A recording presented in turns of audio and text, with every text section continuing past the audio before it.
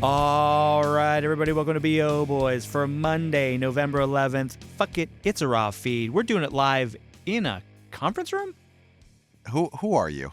I'm Clayton. Yeah, I'm Pat. I mean, come on. Just because you're in a conference room, you totally blow it. You totally forget that after you say that, you say I'm Clayton, then I come and I'm Pat. The only reason you wanted me to say that is so you could say who you were. Yeah, of course. People need to hear me say who I am. Of course, they know the voice. They love the voice, but they love hearing the name. Anyway, we are the BO Boys. Clayton, huge box office weekend. It's a race right now for number 2. Here's the thing. It's maybe too close to call. And I think it's official. I think the BO Boys right now are stating to the nation, we might need a recount. We might need a recount. Okay? And that's been something that people have been buzzing about these last couple of days, and they've been waiting for the BO Boys to weigh in. Do the BO Boys call for a recount? And I mean, are you ready to jump on this with me and officially put the press release out, the BO Boys demand a recount? I mean, I think we owe it to the nation with how close this is. Yeah, it's a photo finish, too close to call. I think we've officially moved this race for number 2 between the best Christmas pageant ever and Heretic. I think we've moved it from too early to call to too close to call. And that is the official state of the race right now. But Clay, why don't you, for right now, update the nation with a plow on this top 5 for the box office weekend of Friday, November 8th. Number 1, Venom, The Last Dance, made $16.2 million, down only 37%. It lost 226 theaters. It's at $114.8 million in its third weekend of release. Number 2, as of now, The Best Christmas Pageant Ever, made $11.1 million in its first frame. Number 3, another newbie, Heretic, made $11 million in its first frame. Number 4, The Wild Robot, made $6.6 million, down only 11%. It lost 186 theaters. It's at 130 in its 7th weekend of release. And number 5, Smile 2, made $5 million, down 26%. It lost 413 theaters. It's at $60.5 million in its 4th weekend of release. Right under that, Conclave, still going strong. $4.1 million, down only 19%. It added 487 theaters. It's at $21.5 million in its 3rd weekend of release. All right, so let's get into the state of the race here for number 2 at the box office. You said 11 million for both, but when we zoom in, Best Christmas Pageant Ever is at 11.1 million. I did say 11.1. Heretic's at 11.01. So that is how close we are. We're talking at this point $83,000. So 83,000 is, in some ways that sounds like a big number, but that can fall between the cushions of a couch very easily. Yeah. That can fall between the cracks of a seat at a theater. Yeah. 83,000 is a very small number. Yeah. I make those sort of counting mistakes all the time. All the time. You're always carrying the 83 when you shouldn't be carrying the 83. So that is incredibly close. So let's zoom in a little further here and get local, because Best Christmas Pageant Ever, you got to go on the map here to Yuba City, California. Yuba City is where we are. So if you're seeing right now, I'm going to the map, I'm zooming into Yuba City. That is the number 1 location for the Best Christmas Pageant Ever. Okay, doing very well in that area. It's doing very well. It's over-indexing in Yuba City right now. So you look there. That is where the Best Christmas Pageant Ever. It has to keep pulling in dollars. Has to keep pulling in dollars in that area, and we got to wait for the full count to come in from Yuba City. And if we see her, it's not all been counted in Yuba City. No. So that is why. No, it is still, as we're doing this, it is Sunday evening. Yes, it is Sunday evening in Yuba City. So if you are the Best Christmas Pageant Ever, you need Yuba City dollars to keep coming in overnight. Uh, we may have a drop of Yuba City, a new count in the middle of the night tonight, 1 a.m. So stay up till 1 a.m. to get these new numbers from Yuba City if you are someone who is hoping for the best Christmas pageant ever to win this race. Then you need Yuba City to come through. Now, if you are Heretic, okay, if you are Heretic right now, AMC Burbank is where it's at. AMC Burbank is the top grossing venue so far for Heretic. But which AMC Burbank? Because there's more than one. That's the thing, and we're not going to confuse the count. That could confuse the count. And is it the good one or is it the not good one? Yeah. So for people out there who are looking at the map, you got to really zoom in the map for AMC Burbank because there are actually 2 AMCs in Burbank, and they're very close. They're very close. You could see one. You could see them both at the same time. You could see them both at the same time. So that's why on this map, you got to zoom in even closer than you normally do on one of these maps. You got to really zoom in. AMC Burbank is where Heretic has to over-index. So I do think because there's 2 AMC Burbanks, that count is not going to be official tonight. No. And that is why the BO Boys, we put this in the category of too close to call. It's not too early to call. It's too close to call. Now, Clayton, you've been to these AMC Burbanks. I've been to the one. You've been to the one. I've been past the other one. I've been to the good one and past the other one. What is your gut feeling now? And actually not gut feeling. You've researched this. You've followed the people who go to this AMC Burbank. Do you think that there is more dollars to come in tonight for Heretic? Yeah, politics is not about guts. It's for the gutless. Yeah, as I say, I mean, I'm thinking once you put together both Burbank AMCs, right? I think Heretic takes it. I think they take it. You think Heretic takes it? I think so. I mean, it's what you're seeing right here. It's the difference between over-indexing in a big city like Burbank. Or if you're the best Christmas pageant ever, you are looking more to the heartland cities. But I will say about best Christmas pageant ever, it did better on Saturday than they expected. Right. So why would it not do better on Sunday? With this being, as we refer to as a church bus movie. Right. Why wouldn't Sunday be the day? Because, yes, there is church to be had, but that is only for an hour, 2 hours, 3 hours, depending on who you serve. Right. There are many, many places and cinemas that are open on Sundays after church that these people can bus to. Right. So, I mean, if it's a strong Saturday, why isn't it a strong Sunday? So I'm not saying best Christmas pageant is definitely going to lose its hold on number 2. It could surge. Yeah, it could surge. I mean, we could do. I mean, there is the percent of either way, right? I mean, right. So you think post church Sunday night in Yuba City, the dollars are going to really stack up in the middle of the night. Yuba City, the masses are over, and the church buses have left. Yeah, and they're all headed to Yuba City tonight to see the best Christmas pageant ever. But since it's so close, I mean, we could wake up on Monday and this is a landslide. And this is okay. All right. In that situation, let's say there's a landslide and there is a clear number 2 on Monday.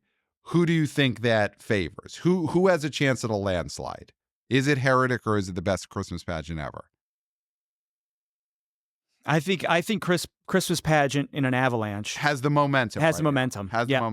Because they haven't said that Heretic has been has done better than expected on Saturday. Yes. They said Christmas pageant did better than expected. Yeah. And since it's already in the lead, here we go. Right. But again, we don't know which Burbank AMC's been counted. Call, yeah. We don't know if they've both been counted. One has been counted. They thought, oh, that's right.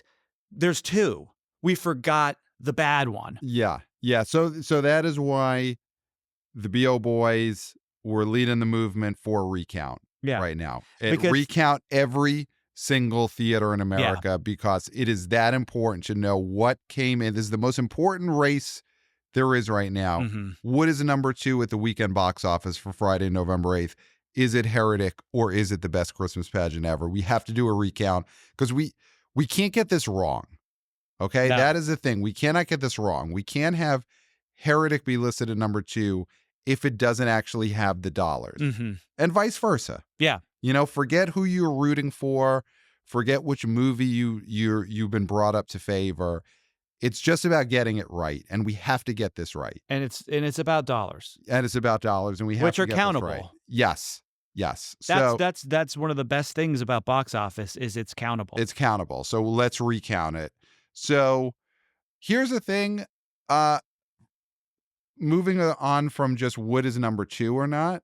I would say that the best Christmas pageant ever is the movie, and we both predicted this. We both thought this movie would do better than expectations. It is the movie that I think is the one that should get the most box office plaudits right now for what it did versus expectations. Yeah. And here you go.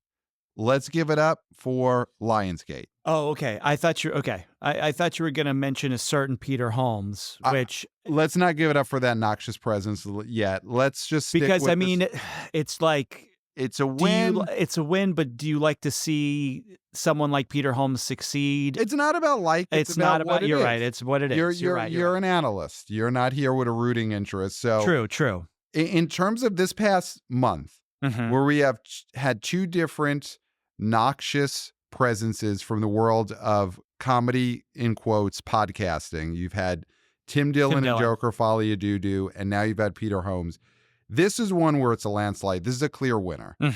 The noxious presence battle is clearly won this month by Peter Holmes. Yeah. Because even though Joker Folia-Doo-Doo opened to 30-something million, which is a bigger number than Best Christmas Pageant Ever, opening to 11 and change, in terms of what they were expected to do, Best Christmas Pageant Ever is a much bigger success story. So Peter Holmes is the less noxious of the noxious presences of this past month. Now, can I throw a spanner in the works, Pat? Sure. Now, I'm just throwing this out there. This is a theory that's going around the internet. Okay. Obviously, since we need to report everything, I'm reading all the tweets. I'm reading all the, I'm looking at all the TikToks. Yep. All the FaceTimes. Yep. Heretic. Rated R. Okay. Horror movie. Yeah. Greatest Christmas pageant ever. Yeah. PG. Right? Yeah. Is this a Terrifier 3? I know. Listen, because we've seen this happen. Yeah, we've seen this happen with Wild Robot and Terrifier 3. We've seen this. Yeah. So I think it would be irresponsible to not bring up the theory that possibly fans of horror that are too young to go see Heretic are saying one for Christmas pageant and bringing their business to Heretic. Right. Now, I'll let you debunk this theory. So it's impossible to fully debunk this. I mean, this will be a theory that maybe in 20 years is debunked, but you can't debunk it this weekend. It's once something's in the middle of happening, it can't be debunked in the moment. Yeah. I think it's less likely than the Terrifier Wild Robot situation because Heretic is rated R, Terrifier 3 was unrated, but was being treated like an R-rated movie.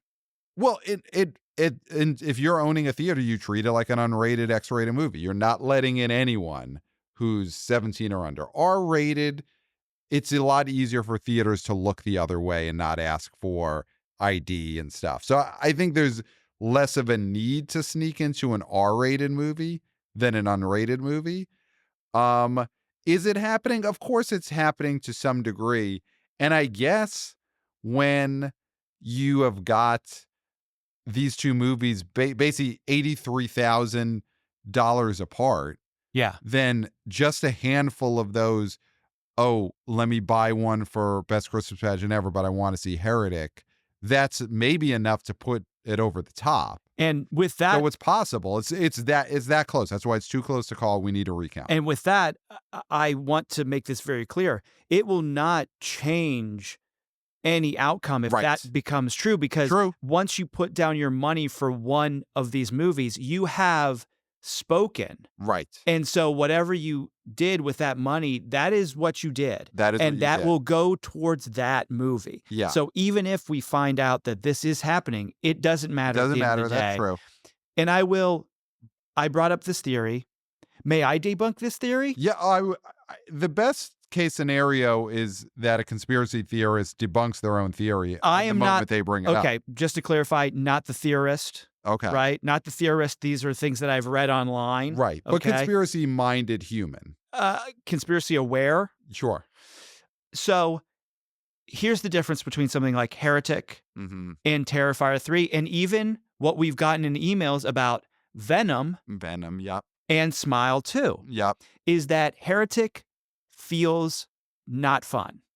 Like fun for us as adults or maybe teenagers, possibly, but young kids, they want Art the Clown. They don't want Hugh Grant Right. with a candle, Right. right? I think that's the difference, is that you're not going to get the rats or the tweens running to see this movie because it seems a little bit heavier and less fun than a Smile movie or a Terrifier movie. So that's why I'm debunking this theory that with the amount of money that will be different here, I don't think it's going to make enough of a difference. It could Okay. still make a difference, but I would not say that this is going to be what puts one over the other. Okay. So you don't think there's a huge audience of 12 to 15-year-olds who are desperately wanting to get into this new horror movie starring the guy from 4 Weddings and a Funeral. But here, okay, I will slightly unbunk your debunking, because are there kids? Paddington 2. Paddington 2. And let's not forget, last January, huge Let's say hit. it together. Wonka. Hugh Grant in Wonka made a lot of new young fans. A lot of new young fans playing the Oompa Loompa, Mm-hmm. which was, I would say, of course, Timothée Chalamet. He was the star. He gets the credit for Wonka being a huge success. But Hugh Grant was the breakout, beloved side character, the Oompa Loompa. Made a lot of young fans. That movie now has been on streaming for the better part of a year. So those young fans watching over and over and over again. They see these Heretic commercials and they see there's the Oompa Loompa. Oompa Loompa. The Oompa Loompa is being spooky, which is what the Oompa Loompa kind of was in Wonka. So they're getting their Oompa Loompa amped up a little bit. They want to go see him in Heretic. They can't get in, these 9, 10, 11, 12-year-olds, and they say, all right, let me get a ticket for the other religious movie, the best Christmas pageant ever.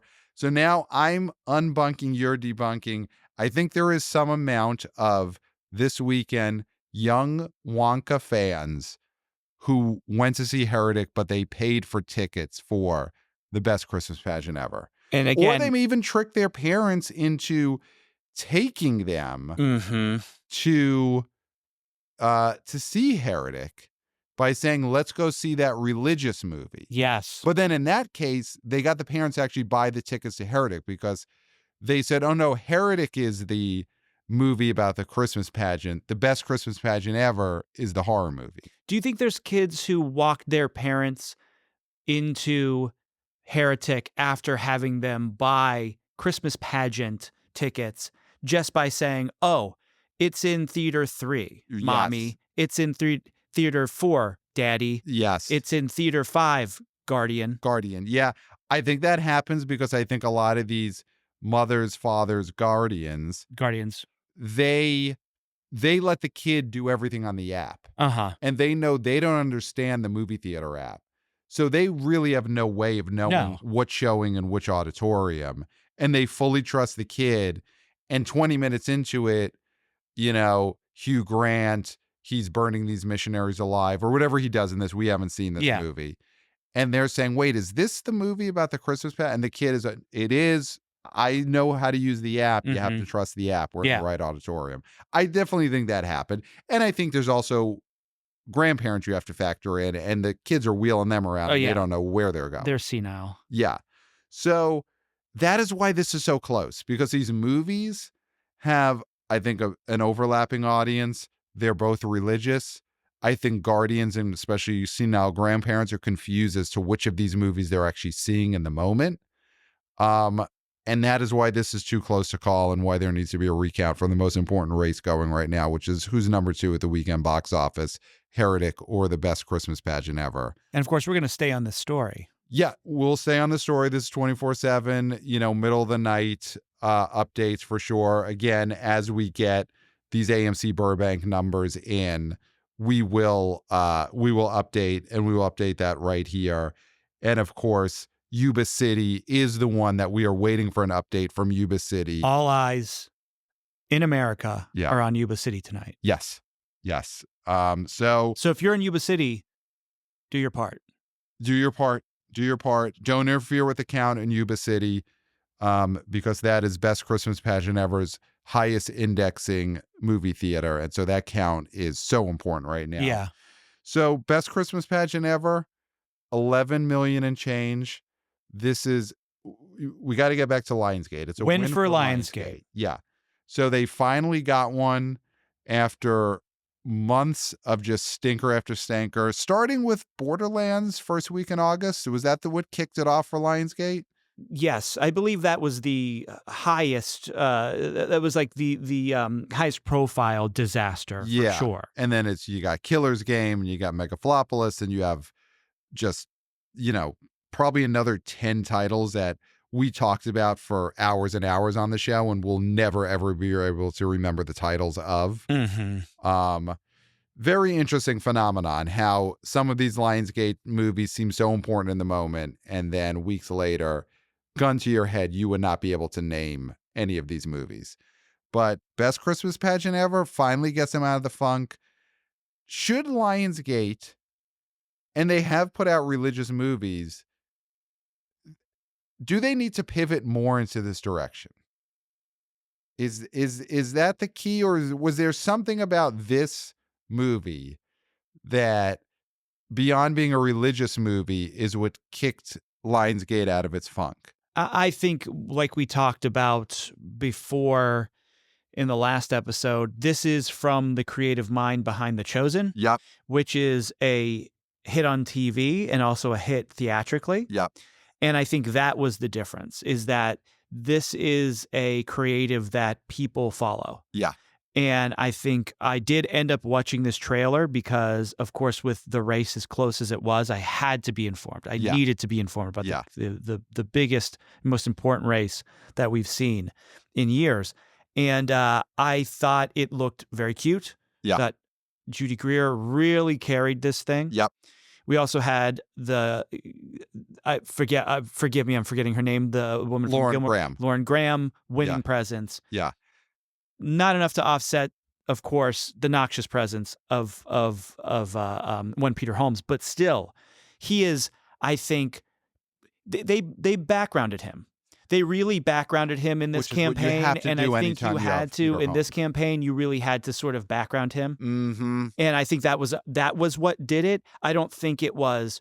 I don't think his presence is helping this. I think the fact that they really backgrounded him was an important step in the marketing for this movie and why it did so well. If you had Peter Holmes out there every day on the stump for Best Christmas Pageant Ever, and he's the one making all the speeches, making all the appearances. We don't see these results. We don't see. Yuba City's not even in the cards. I mean, they took their money to Heretic. Wow. Okay. That's my thought. Yeah. So this is not going to be a win for Peter Holmes. You don't think that the success of this movie gets him the crashing movie deal? Or the prequel, because I know he's been wanting to do a prequel, where he, it's the year before he does comedy, where he's 45 instead of 46 when he started doing open mics and crashing. Okay, and based on the timeline of that means that prequel crashing movie would take place in like 1992. Is that how that went? I'm not sure. It was a movie that was in the past. You mean a show was in the past? No, it was not. It was not. Okay. No, it depicted the past, but in modern times, with a 50-year-old playing an open mic. Yes, absolutely. Okay, yes. and that is going to be the prequel. So by the time the prequel for Crashing comes out, he will be in his 60s playing a 50-year-old open micer in a 2000s that resembles the 90s. If things go as planned. If things goes well, here's the thing. I don't think that's going to happen. No. I think he wants that to happen, but I don't think that the best Christmas pageant ever doing 11 million gets him the credibility to get that deal made. I don't think the Crashing prequel I movie wouldn't will put anything past anything right now. There's no guardrails. I think so. Lionsgate. Let's talk about how Lionsgate succeeded modestly. Obviously, this is a budgeted, very low film. So I think the budget was 10. Yeah. It's already blowing past that. Yeah. This is the second best opening of 2024 for Lionsgate after The Strangers Chapter 1. Remember that? Remember when we were excited about how well that movie did? Wow. And we actually haven't touched on the next of the planned trilogy of those Strangers movies was supposed to come out around now. So they must have pushed those into 2025 because the original plan was the one that came out in, I think, May. And then there was supposed to be another Strangers before the end of the year. And then I guess one early next year. But they were all supposed to come out quick succession and that got moved around. I'm looking at the release date for Strangers Chapter 2.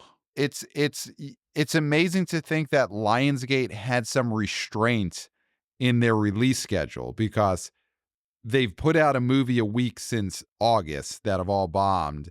And they did show the restraint of not putting out another Strangers movie 4 months after the last one. It does not have a... It's undated now. Originally scheduled for release sometime in 2024. It was later scheduled to have been moved to 2025. That is, I just read Undated. the Wikipedia. Undated. Wow.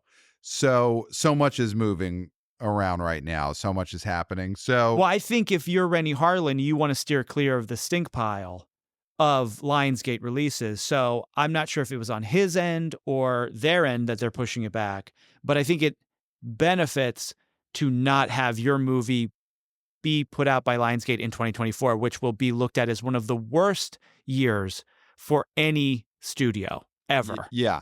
I think the best Christmas pageant ever is able to avoid that Lionsgate stink because it is such a different genre than all of these Lionsgate's movies that have been flopping over the last 3 months, which have mostly been action movies, low budget horror, dark stuff, Lionsgate stuff. I mean, Lionsgate stuff. I am surprised this is a Lionsgate movie. Yes. I think I'm shocked that this is a Lionsgate movie, and that's positive for this movie. Yes. Yes. Any other winners for the best Christmas pageant ever? 11 million, too close to call on whether it will come in number 2. But is this Dallas Jenkins is the name of the director, right? Mm-hmm. And this is a win for him because previously he ran the TV show The Chosen, which the episodes got released theatrically. Now he's got a proper movie that's coming in at $11 million.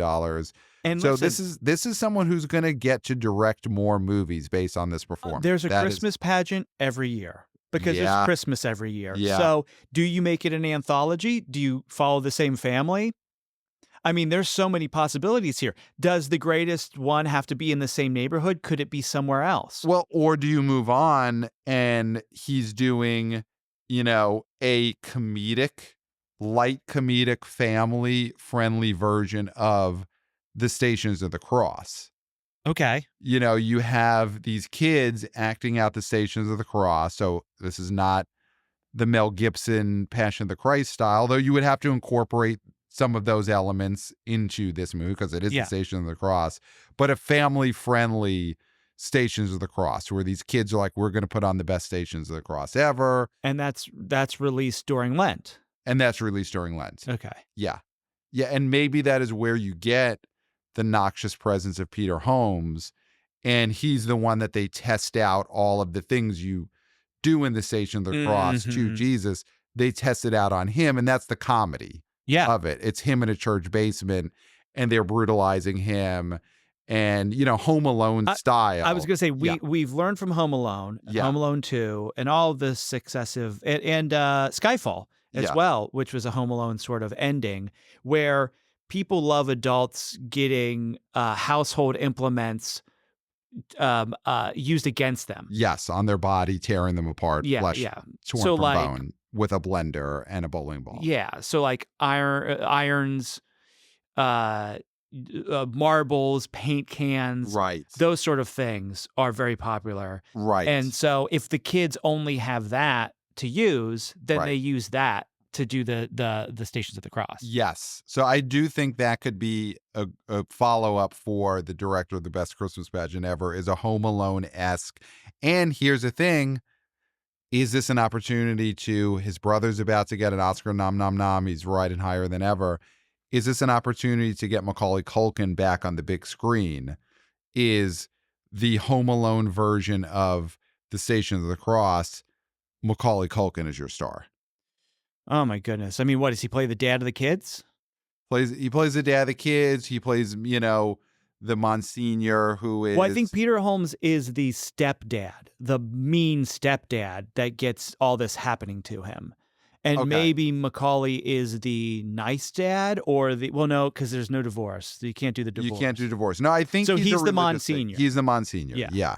Or the deacon, or Fill in the blank. Fill in the blank. But he's the religious figure that he's the one who teaches them, hey, this is how you torture an adult with household items. Okay. And it's sort of a wink and a nod to his character in Home Alone. Yeah. Because he knows, oh, let's get all these Christmas ornaments, and you have Jesus walk along them, smashing them under his feet in the Stations of the Cross. Mm-hmm. So I think here's the thing.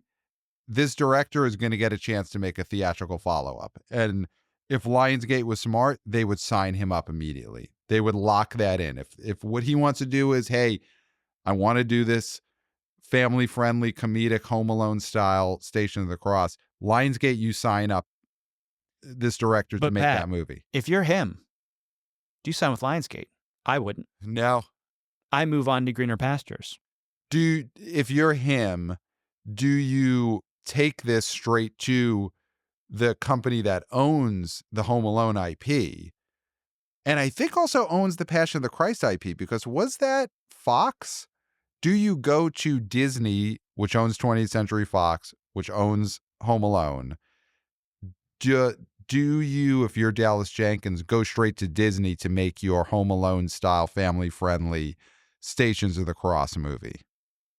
I mean, they would have, it feels to me like he has control. Yeah. And when you go to the mouse, you don't have control. You lose. I mean, that's why Sergio Leone. Is that Sergio Leone? Is he the director of? Damien Leone. Damien Leone. I'm thinking of Spaghetti Western Man. Damien Leone, he still finances and he owns the IP for Art the Clown. So yeah, if you're Dallas Jenkins, maybe that's the model you follow. Maybe. So it's very interesting. Now, what about Heretic? Winners, losers. I mean, Heretic for A24, 11 million is a good number. It's not a breakout number, but you look at some of the comps. It opened bigger than Midsommar, right? In a 3-day. So it's in line with A24 horror. It's not some kind of sensation, but it didn't seem like this movie ever would be. It doesn't really appeal to teens. It's not teens getting slashed and having sex type of horror movie. But it's A24, and they have an ingrown sort of fan base that will go see A24. I thought it was marketed really well. Mm-hmm. I do think it had a fun, creepy trailer. I think Hugh Grant, like you're saying, has generations of fans at this point. Yes. There's people who know him from his initial success in Four Weddings and a Funeral and then Notting Hill and things like that. Some people know him from his Leno appearance. Yes. Some people know him from being an Oompa What were you Loompa. thinking? What were you thinking? What was he thinking? What was he thinking? Did he ever say? I don't know if he. I don't think he ever said. But all we know is it changed the late night wars. It did, absolutely. And so he's got a multi-generational appeal. Yes. And so I think you're seeing that pay dividends. The fact that he is front and center in this trailer meant butts in seats. Yeah. Yeah. That amount of butts in seats. So going forward, we'll talk about on the weekend preview episode, where do each of these movies go from here? Does the best Christmas pageant ever have a chance of rolling through the holiday season? It's not a huge opening number, but maybe people are in the season and it gets 2 months of people just wanting to see a Christmas movie. Heretic is in a different spot because, like we talked about last weekend, it missed the Shocktober boat.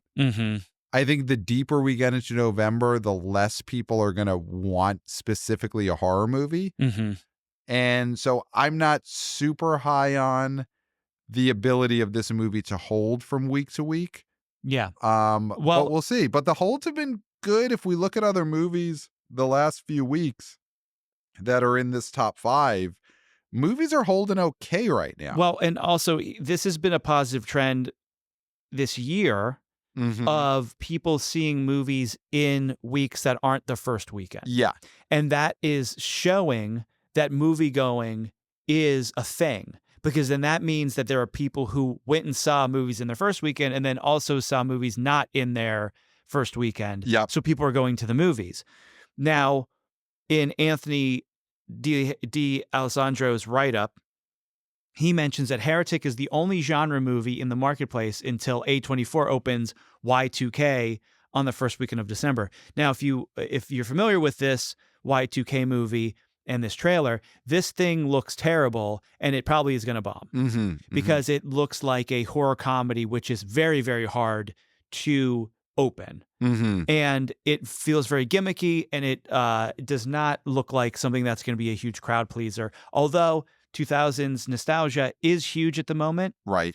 I still think that this is a hard sell because of the horror comedy aspect of it. And so if you're a gorehead and gorehound, you do want to feast and taste blood all year round. Right. So Heretic is an option. Yeah. And it will be your option until December. And even then, I think Y2K, the thing with horror comedies is a lot of horror fans are like, they're not funny enough and they're not scary enough. Yes. And not everything can be Evil Dead 2. Yeah. And horror comedy is definitely a genre that is tough. Is really tough and not particularly fresh right now. And, we've gotten some boots on the ground reporting in just the last few days of people who are going to see Heretic, people that we know that reached out to tell us that they saw Heretic. We have a wannabe-o girl, a wannabe-o mom who reached out to say that she and her husband, they made this a date night. Wow. Didn't specify where the kid was. No. They didn't take the kid. Don't know if the kid had a babysitter, left to fend for themselves, but they went to see Heretic and said, I enjoyed it.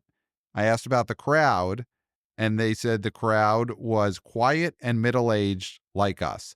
So that is a sign that this might be a horror movie that doesn't need to feast on teenagers in order to succeed.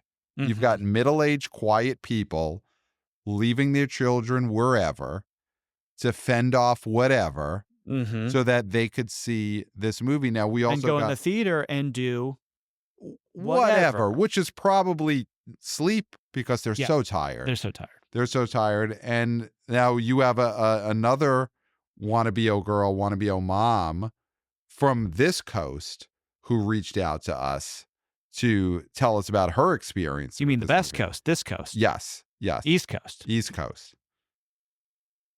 I'll go right into it. She told us, just a Heretic, Hugh Grant still got it. Lock me up, daddy. That was a direct quote. So that's huge. Now, again, that is middle-aged person who's saying this, but that demo, the demo that thought Hugh Grant was hot back in the Divine Brown days, still wants him to lock them up. But here's the thing. Let's look at these numbers here. 55% men, 65% of the audience between 18 and 34, and largest demo being 25 to 34 at 40%. Okay. So that is, listen, 25 to 34, that is not youngsters. Right. but it's not oldsters. It's not oldsters. So, I mean, we are seeing oldsters going, but I think this is still being driven by people in the prime of their life. Yeah. But every movie, to an extent, that is just movie going. So yeah, looking at some of the other recent movies, I mean, we haven't even mentioned, other than In the Plow, the movie that did come in number 1, Venom: The Last Dance. And that is uncontested, uncontested number 1. Yes. Just so everybody knows, it is Yes. uncontested. Yes, it is a projection. The BO Boys are officially making a projection. And I think we're moving this into, this is a call. We are calling it. Venom: The Last Dance is number 1 for the weekend, 16.2 million. There's just not enough dollars to make up that ground. No. So we have called it right there. Venom: The Last Dance is number 1, 16.2.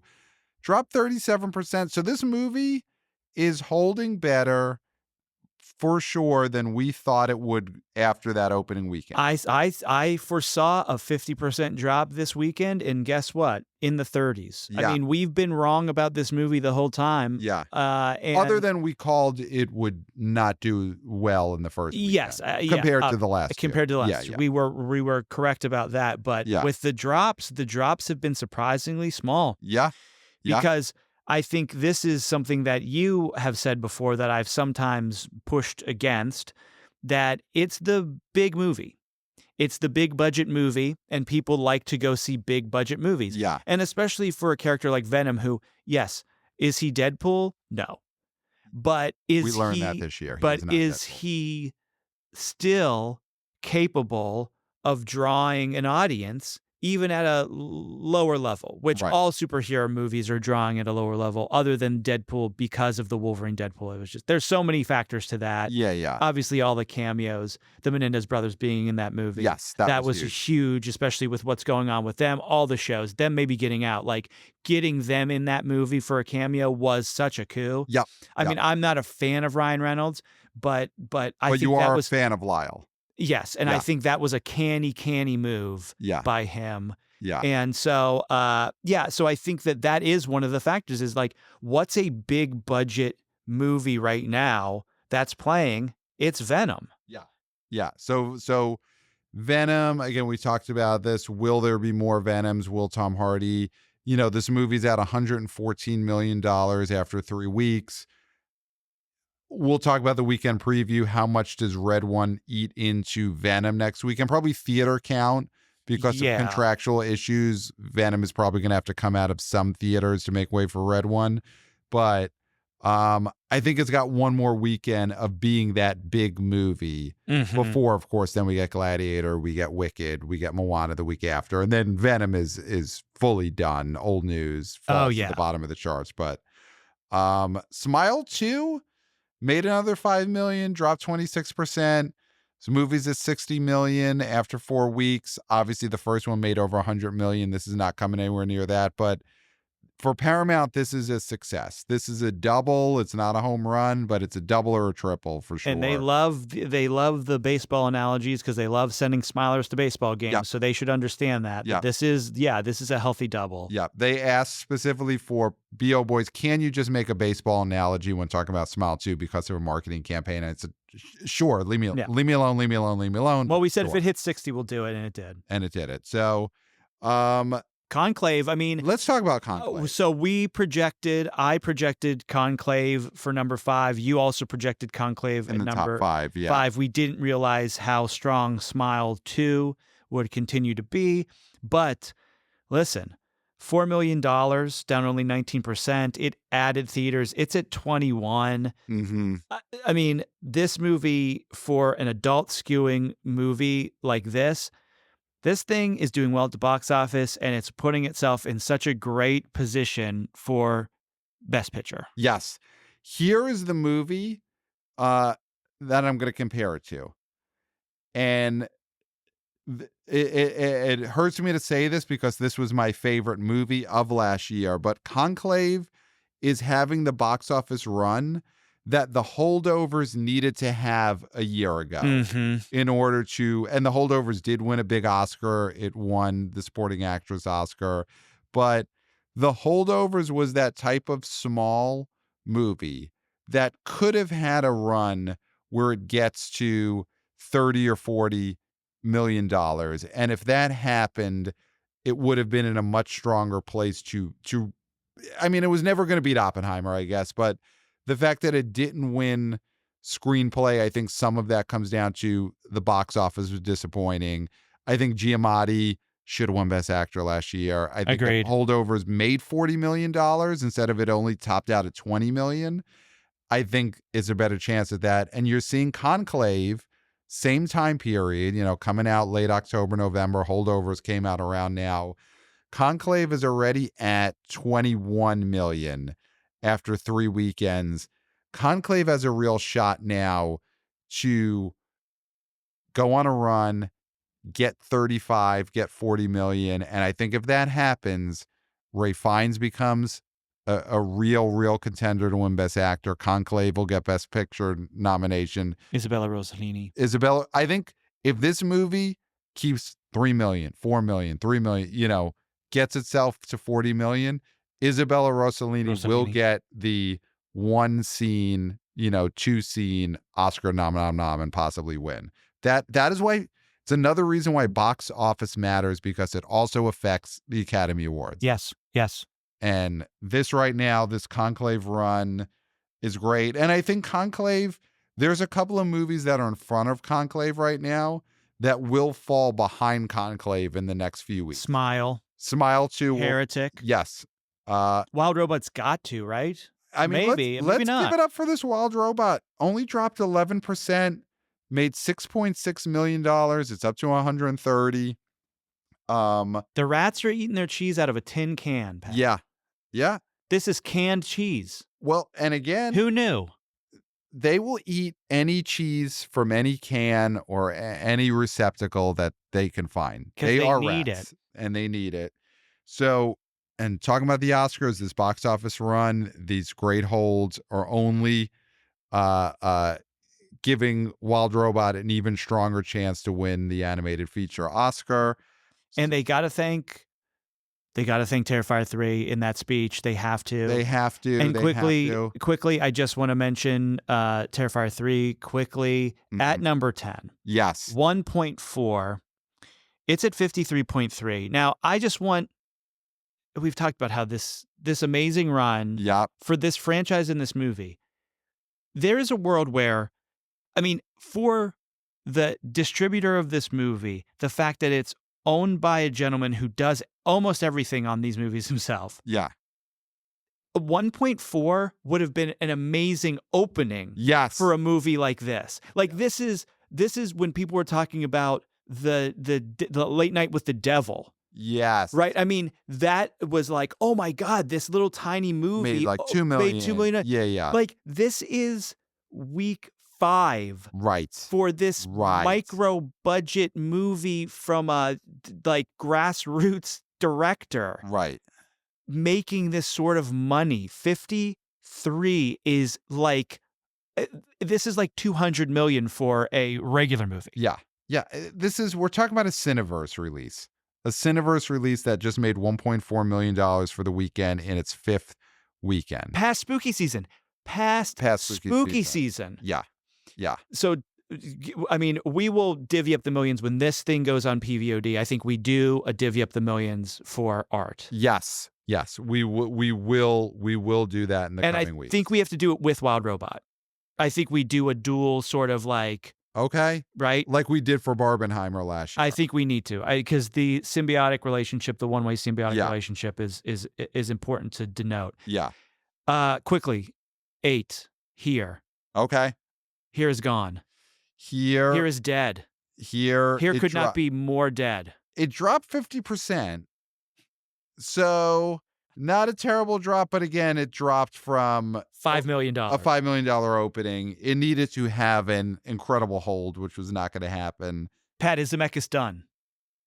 Will he be allowed to release another movie theatrically in his lifetime? Pat, yes or no? Yes, because I do think that Tom Hanks loves him. And Tom Hanks is a guy who stands up for his friends. Yep. and defends his friends and stands by his friends. And even after all Zemeckis is done, Welcome to Marwen, The Walk, The Witches, The Witches, he's Pinocchio. Pinocchio. But Tom Hanks was the star of the straight to Disney Plus Pinocchio. A debacle.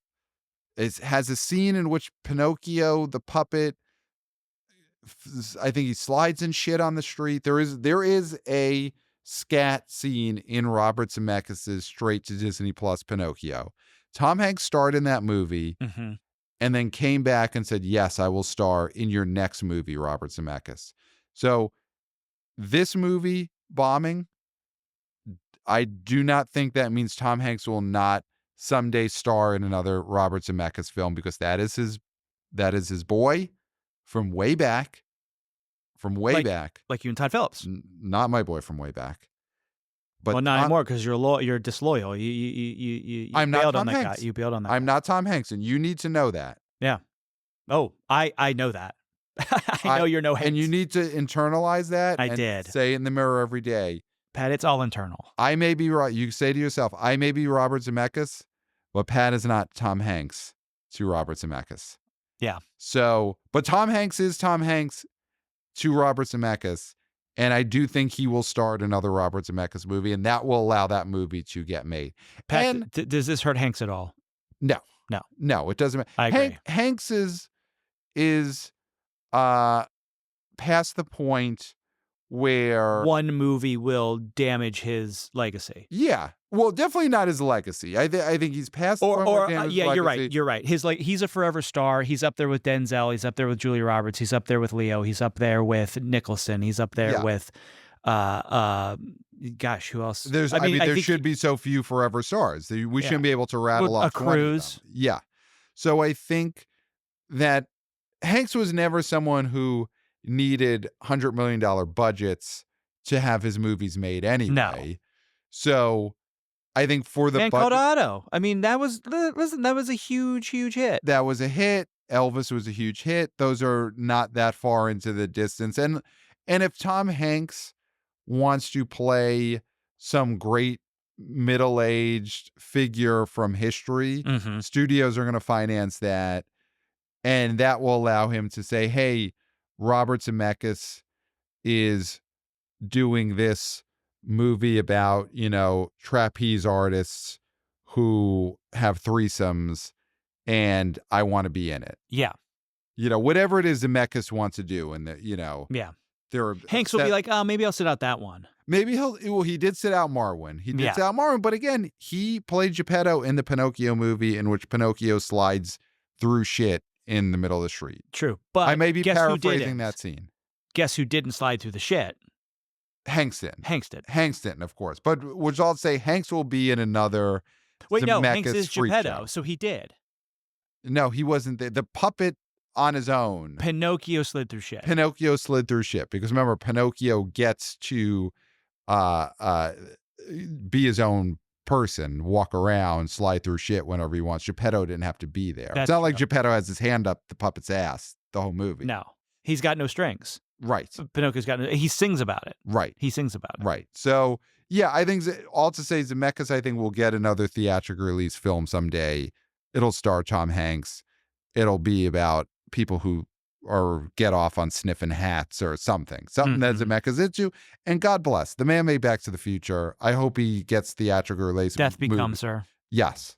He should be able to put movies out in theaters until the day he's put in a pine box with like 8 other people, because that's how he wants it. Yeah. He wants a fully stuffed pine box because he's a freak show and Tom Hanks stands by him. That's his boy from way back. Yeah. So, yeah, I don't think there's anything else from this top 10 that we really need to dig into. I mean, those are the big stories, of course. Again, we will update you as these numbers come in from both Burbanks. And as we push for this recount to see who is number 2, because we need a recount. We need to know. So anything else from you, Clayton, about this top 10? I feel like we live in time. We really don't need to cover anything there. Solid film, solid dropping only 30%. It's hanging in there. It's at 21 million total after 5 weeks. Even though the Conclave numbers are a little under, it just feels like Conclave has all the heat. Yeah, well, Conclave has been out less time. I think it's got more momentum and actual Oscar buzz. I don't think Yes. We Live in Time is going to translate to an Oscar nom. Maybe for Garfield. Maybe. And for Miss Flo. Will the movie Garfield get any Oscar nominations? Animated. Okay. You think Garfield the movie from spring of this year has a shot? Why not? Why not? Who cares? It's all baby shit. Yeah. So, yeah, I think we've got some emails. We'll get to those in an upcoming episode. It's time to let the mailbag get a little engorged. Mhm. You know, we've been lancing it and relieving it, but I don't like to look at it when it's limp. Yeah, let's let this mailbag get engorged. So send us your emails, theboboyspodcast@gmail.com. We'll get to those emails on maybe the next episode. Of course, follow us on social media at the BO Boys Pod. We are on Instagram. We are on TikTok. We're still on Twitter X, but that's probably going away soon. So, follow us. Wanna BO VP of Interns Christopher. He's killing it with the vertical clips across all these distribution channels. He has gotten a promotion that has been highly lauded. No raise, no other benefits along with that, which is how it should be and how he likes it. So, Can I just say something about Christopher? of course. I was looking at our email Okay. Tuesday night. This Okay. past Tuesday night. Okay. Just whatever, Tuesday night, Tuesday. Yeah. It's Tuesday. Yeah. What do I see? We got an email that this guy's working on videos because however it works, we can see when he's worked on or finished a video. Yes. We get, A notification that this video has been exported. Yes. Tuesday night, this kid's doing videos. Tuesday night. He's out there Tuesday, and he's a Penn Stater. Yeah. So he's out there in Pennsylvania, and the thing he's focusing on this past Tuesday in Pennsylvania is all day editing videos. Not all. I mean, listen, I believe they probably took a break. I think it was all day. I don't think he left the house to do anything else. Okay. So very important that Christopher did that. Sure, we don't know his whereabouts during the day, but we do know what night he was editing and our exporting videos. Yeah. For free. Yeah. So thank you, Christopher, and congrats again, senior wannabe VP of Interns. Of course, we are on YouTube. We are YouTubers. Hey guys. Now actually the thing is, this current episode of the BO Boys on YouTube, because we're in a conference room, schedules moved around. We didn't have cameras rolling. So for this episode in particular, if you're watching on YouTube and you didn't realize it till now, man, get your brain checked out because something went wrong up there.